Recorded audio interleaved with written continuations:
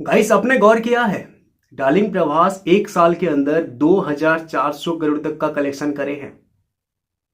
आपने गौर नहीं किया होगा क्योंकि 2023 2024 करके 2 साल हो जाते हैं ना। लेकिन गाइस, अगर आप ध्यान दोगे तो कल की 29 एडी मूवी जून में रिलीज हुआ है और आदि पुरुष मूवी जो है वो भी जून में ही रिलीज हुआ था। तो जून टू जून एक साल ही होते हैं और इन्हीं एक साल के अंदर भाई डार्लिंग प्रभास 2400 करोड़ तक का कलेक्शन कर चुके हैं और आगे जाएगा क्योंकि कल की 29 एडी मूवी अभी भी कंटिन्यू पे है।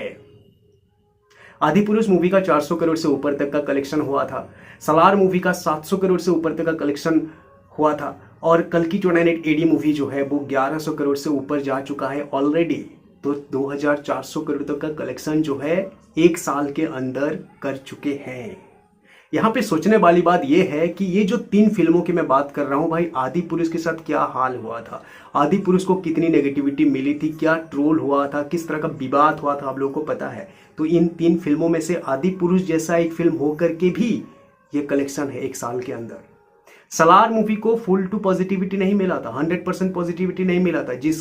जितने भी बड़े बड़े यूट्यूबर हैं सबके सब सलार मूवी का ट्रोल करे थे, सबके सब सलार मूवी की नेगेटिविटी करे थे। नेगेटिविटी फैलाने में भाई हद पार कर दिए थे कई सारे यूट्यूबर, ओके, कई सारी जगहों पे। लेकिन फिर भी सलार मूवी जैसा, सलार मूवी के साथ और भी क्या हुआ था, स्क्रीन वॉर हुआ था, फिर पॉलिटिक्स भी हुआ था, स्क्रीन वगैरह को लेकर के, सोर्स वगैरह को लेकर के कई सारी चीजें हुई थी, ओके। तो इतना सब कुछ होने के बाद भी 3 फिल्मों के साथ एक साल में 2400 करोड़ तक का कलेक्शन हो चुका है डार्लिंग प्रभास का। भाई साहब, यूं ही नहीं बोला जाता यार, बॉक्स ऑफिस का किंग, लिटरली जबरदस्त है ये, ओके। अब जरा यहाँ पे सोचो, अगर ऐसे 3 फिल्में रिलीज होते और डार्लिंग प्रभास की 3 फिल्मों के साथ, 3 फिल्मों में से 2 फिल्मों के साथ जो हुआ, एक आदि पुरुष के जैसा हुआ वैसा होता और एक सलार के साथ जैसा हुआ वैसा होता, तो क्या 3 फिल्मों में 2400 करोड़ तक का कलेक्शन करना किसी के लिए पॉसिबल है?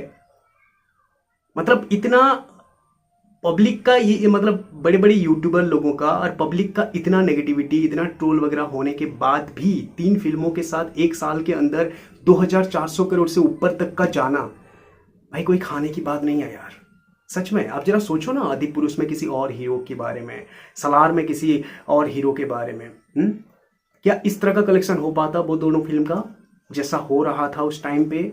लेकिन फिर भी 2400 करोड़ तक का कलेक्शन जो है एक साल के अंदर हुआ है।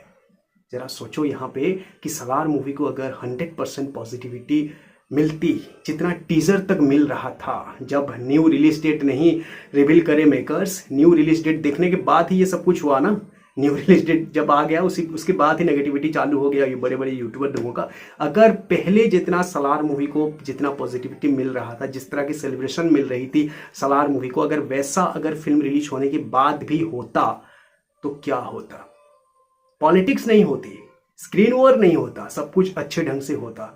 तो ये जो 2400 करोड़ तक का कलेक्शन एक साल के अंदर हुआ है वो अभी कितना होता, जरा सोचो यार। आप जरूर कमेंट करिएगा कितना होता। Okay, thanks for watching, have a nice day.